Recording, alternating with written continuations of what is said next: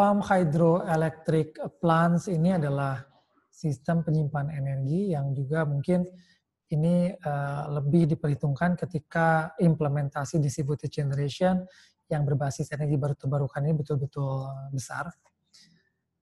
Jadi betul-betul skala, large scale, betul-betul skala yang besar karena pump hydroelectric ini sebetulnya menyimpan energi dalam bentuk potensi energi potensial gravitasi.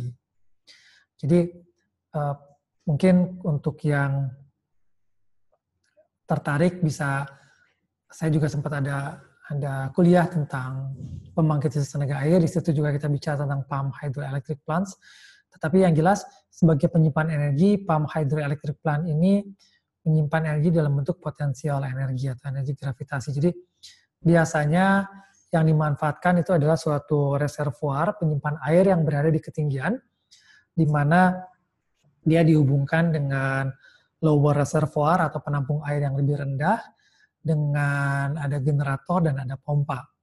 Jadi pada prinsipnya ketika pembangkitan listrik berlebih dari pembangkit listrik tenaga energi baru terbarukan, maka energi yang berlebih ini akan digunakan untuk memompa air dari lower reservoir atau penampung air yang lebih rendah ke higher reservoir atau penampung air yang lebih tinggi.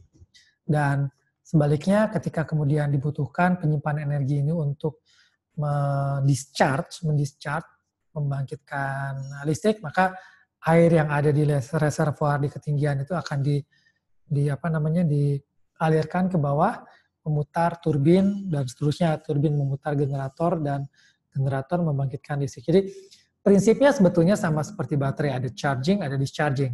Charging adalah menyimpan kelebihan energi dari pembangkit listrik energi terbarukan atau distributed generation yang banyak dalam bentuk menyimpan air ke ketinggian. Dan sebaliknya discharging adalah ketika air di ketinggian itu dialirkan ke bawah untuk memutar generator dan membangkitkan listrik.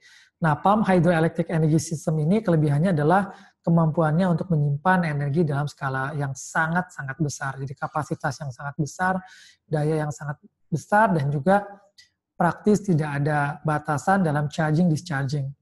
Kecuali ya tentu saja mungkin komponen-komponen tadi ya, tapi ya airnya bisa di charging discharging selama ada beda ketinggian dan ada air.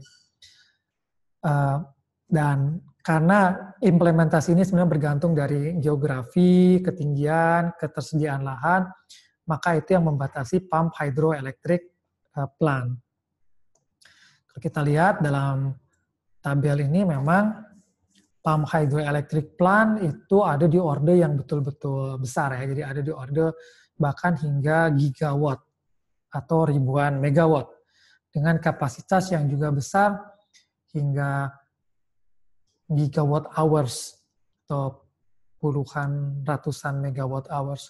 Kenapa ya? Karena memang konteksnya dia sebetulnya adalah PLTA. Jadi sebetulnya dia pembangkit listrik tenaga air di mana airnya itu di-charging ya, di-discharging atau dipompa ke atas atau dialirkan ke bawah bergantung dari kapan kebutuhan listrik dari beban, karena misalkan distributed generation yang berbasis energi baru terbarukan pada saat itu tidak membangkitkan listrik. Jadi pump hydroelectric plants itu adalah pembangkit listrik yang skala besar yang tentu saja bukan cuma untuk distributed generation. Secara umum dia berlaku untuk energi baru terbarukan. Dalam konteks ini adalah ketika kita berada dalam senario di mana distributed energy sudah sangat massal, yang paling mudah mungkin senarionya ketika rumah-rumah banyak sekali dilengkapi dengan fotovoltaik atau panel surya yang membangkitkan listrik di siang hari dan berlebih, maka kelebihan itu bisa saja digunakan untuk memompa air dalam pada satu sistem pump hydroelectric plants. Sebaiknya di malam hari ketika matahari tidak bersinar, misalnya air tadi bisa dialirkan untuk memutar generator, memutar turbin, memutar generator, dan membangkitkan listrik. Jadi betul-betul dia berfungsi sebagai baterai raksasa yang menyeimbangkan pembangkitan listrik dari misalkan panel surya fotovoltaik yang tersebar di banyak pelanggan dalam bentuk distributed generation. Terima kasih.